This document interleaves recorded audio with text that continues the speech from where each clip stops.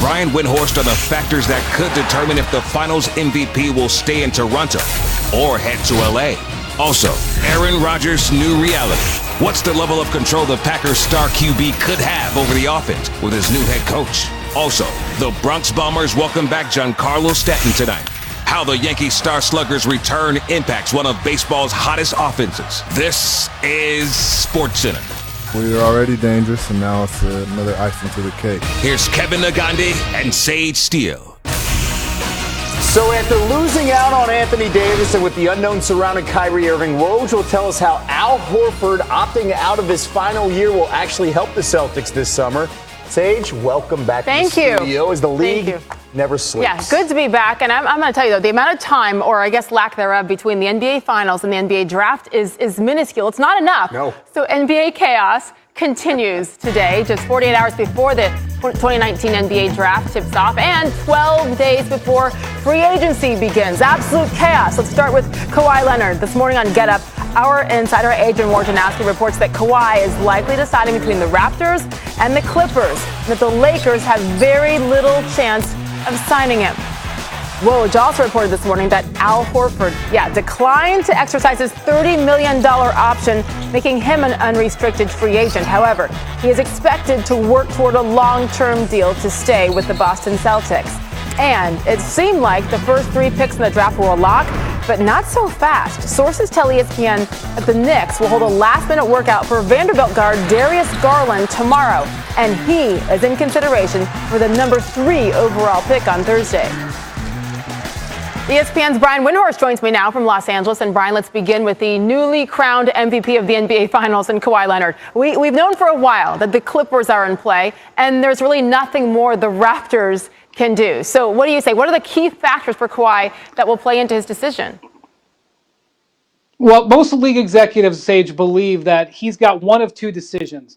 One, he could run it back in Toronto. If he comes back, they could bring back 6 of their top 8 players, depending on what a couple of their other free agents do.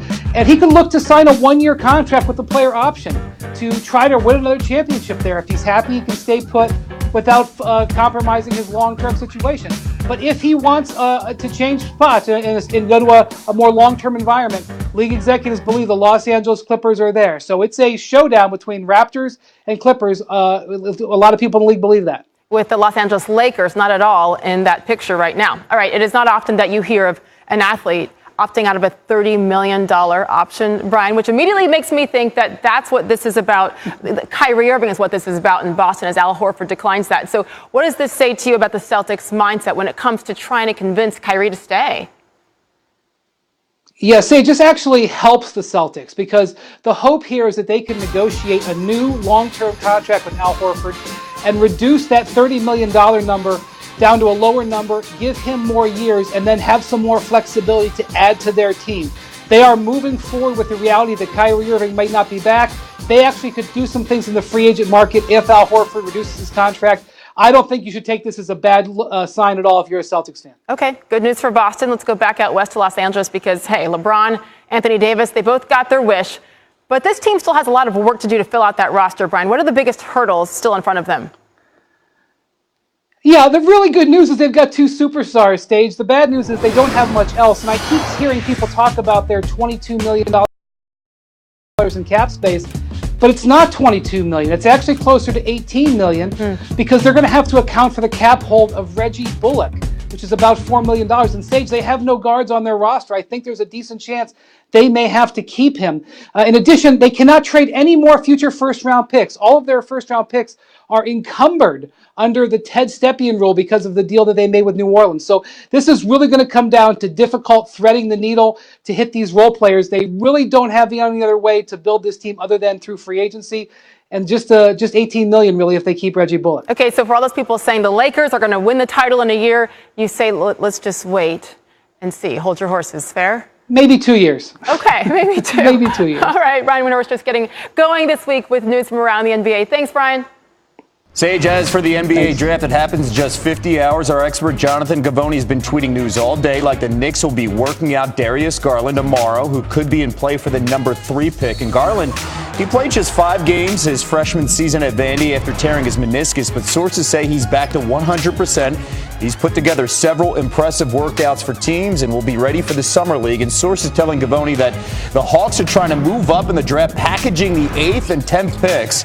The Knicks rebuffed that offer for the 3rd pick, but the Pelicans are considering it at 4, where Garland could be in play. Garland was the 16th best prospect in high school a year ago, and despite playing just 5 games at Vandy, he's very comfortable in this draft, saying, quote, "I humbly say this, I think I'm the best guard in the draft. I mean, I think I can do everything that an NBA team wants me to do." NBA draft analyst Mike Schmitz now joins us on SportsCenter. Mike, what are the chances the Knicks or another team, they jump to 3 so they can take Garland ahead of R.J. Barrett? I would be shocked. I like Darius Garland as much as the next guy, but I think that R.J. Barrett has solidified himself as a number 3 prospect in this draft. He's shown that he's said publicly that he wants to play in New York.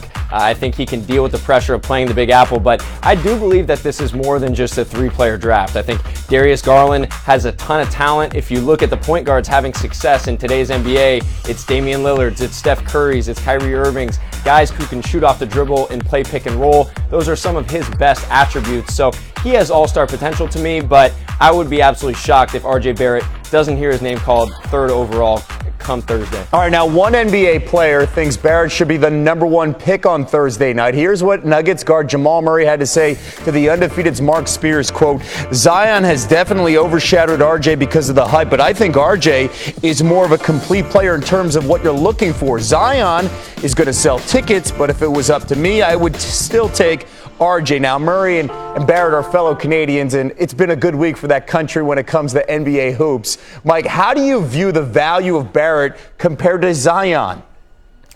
I think Zion's in a class of his own. I really do. I think the thought that he's this gimmick and he's just a dunker and he's just there to sell tickets is ridiculous. I mean, he was the best player in college basketball. He does it on both ends of the floor. He plays as hard as any number 1 prospect I can remember. He can switch every ball screen. He can protect the rim. He can push it off the break. He's really coming into the NBA at the perfect time, and you saw how much he impacted winning for that Duke team. So I think the idea that he's just this guy who's going to sell tickets and, put butts in seats, I don't subscribe to that. I really don't. All right, let's not forget a year ago, RJ was the number 1 high school prospect over Zion heading into college. And Mike, I credit you. You did not use the word upside throughout this entire interview. Congratulations.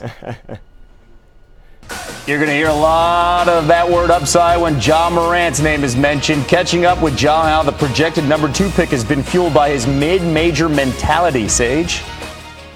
An update now on the condition of David Ortiz. The former Red Sox star has been upgraded to good. This according to a statement released today from his wife, Tiffany. The news comes 9 days after Ortiz was shot in his native Dominican Republic. He was later flown to Boston, where he was currently recovering at Massachusetts General Hospital. Yesterday, authorities in the Dominican Republic said Alberto Miguel Rodriguez Mota is the man they believe paid a hitman about $7,800 to try and kill the 10-time All-Star. But Mota is still a fugitive. Police did announce today they have arrested an 11th suspect. Tomorrow, the Attorney General's office in the Dominican Republic will hold a news conference to reveal new details in the case. Coming up on SportsCenter with Zion Baseball for, quote, aggressively arguing and making contact with plate umpire Bill Welke after a called strike on Saturday. He threw his bat as well. You see the contact right there. The umpires union called the 1-game ban a slap in the face. In 2 separate social media posts, including on Facebook, the Major League Baseball Umpires Association said, quote, 1 game, 1 single game. What kind of precedent is that setting? It is not okay to throw a temper tantrum and physically touch someone of authority just because you don't agree. Violence in all workplaces is not tolerated, period. Now, Machado is denied making contact with Welke. He's appealing the suspension as well as the fine. In a statement released a short time ago, Major League Baseball also weighing in, responding by saying in part that, quote, that it's inappropriate for the umpires union to comment on Machado's suspension and to compare this incident to this serious issue of workplace violence, end quote. Baseball insider Jeff Passan joining us now. Jeff, we've seen dust-ups with players and managers all the time with umpires. Why is the association, the umpires union, reacting this way to this specific situation? Kevin, before I answer that question, can I just throw an aphorism out there that the Major League Baseball Umpires Association needs to follow? Never tweet. Nothing good comes of it, ever. And in this post, with all of its hashtags and with all of its replies, I mean, it is, it's kind of disastrous in a wonderful way. And here's the reality, Kevin. Right now, Major League Baseball and the Umpires Association are in the middle of a negotiation.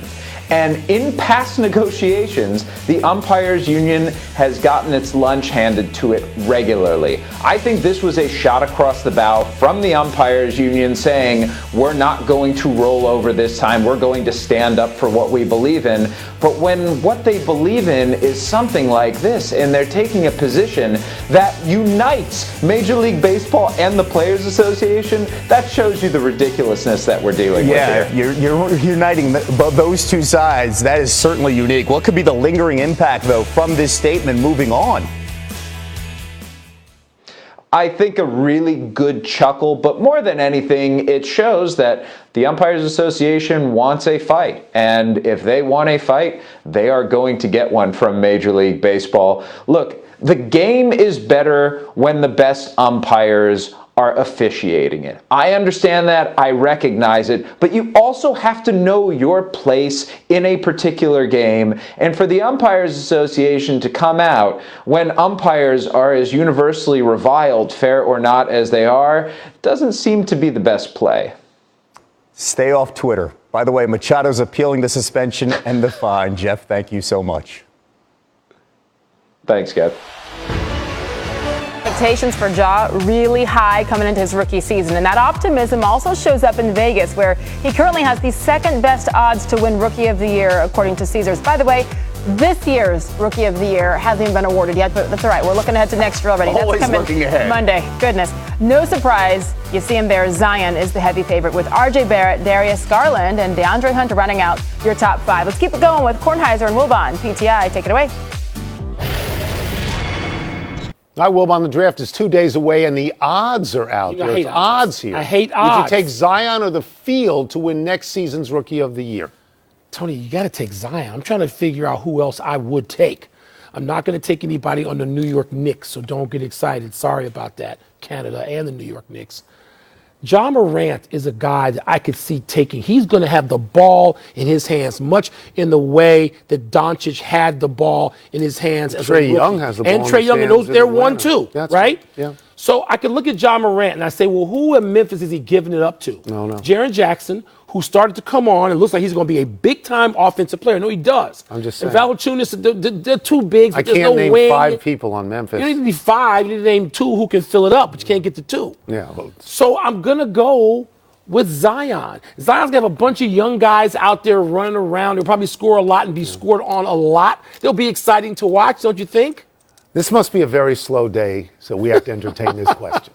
What the odds are for Zion? I'm not getting into odds. I don't know the odds. I don't know what you remember, but what I remember most about the college basketball season, honestly, is Zion Williams sitting on the floor with his sneaker off. And I remember he didn't play for a while after that, which leads me into this point. You can't predict the health of anybody who plays in this game. Half the people who are taken number 1 do not win Rookie of the Year. That's right. I wish Zion Williamson a great and wonderful career, but I would stay as far away from this bet as is humanly possible. I'll take the bet, and I don't even bet. It's safe. What's wrong with you? Again, sitting on the ground with half a shoe. That's over. That's it. We're done. Back to you and your shoe. Where's the other shoe? Where does it drop?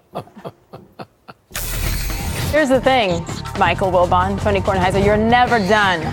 Every day, weekdays, 5:30 Eastern Time here on ESPN, getting us set for SportsCenter, where they rejoin us every day as well.